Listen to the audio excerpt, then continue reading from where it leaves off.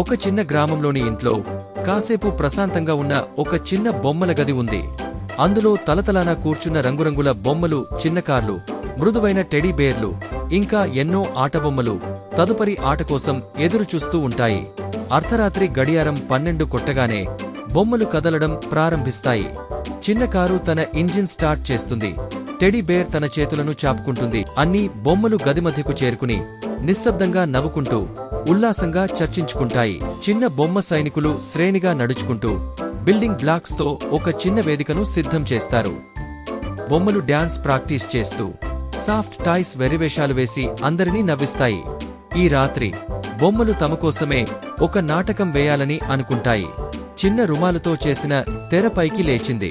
బొమ్మలు అందంగా నర్తించగా చిన్న ఆటో వేగంగా తిరుగుతూ ఆసక్తికరమైన పరిగెత్తు సన్నివేశం సృష్టిస్తుంది.